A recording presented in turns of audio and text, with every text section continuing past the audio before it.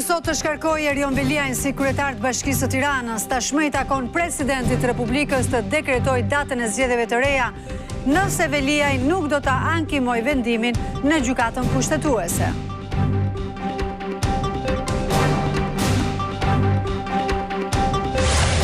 Sali Berisha thot se Edi Rama po i ofron Erion Veliajt daljen nga burgu në këmbim të mos ankimimit në gjykatën kushtetuese të vendimit për shkarkimin e tij.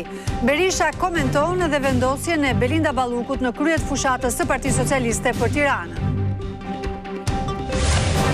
Qeveria publikon strategjinë që synon uljen e borxhit nga 54.2% që është aktualisht në 45% deri në vitin 2029.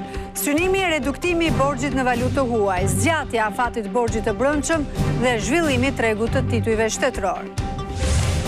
Muaji gusht ka shënuar një rekord lëvizjesh në pikat kufitare. Më shumë se 3.3 milion persona kanë hyrë në vend, nga të cilët 2.3 milion ishin të huaj. Shumica e vizitorëve kanë ardhur për pushime nga vendet e Europës jugore.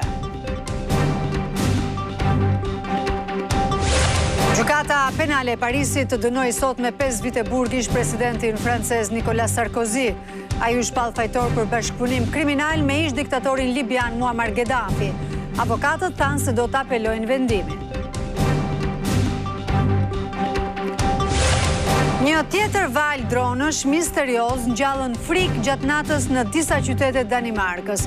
Sipas autoriteteve vendase, bëhet fjalë për një sulm hibrid nga profesionist, por nuk ka prova deri më tani se në këtë ngjarje është e përfshirë Rusia.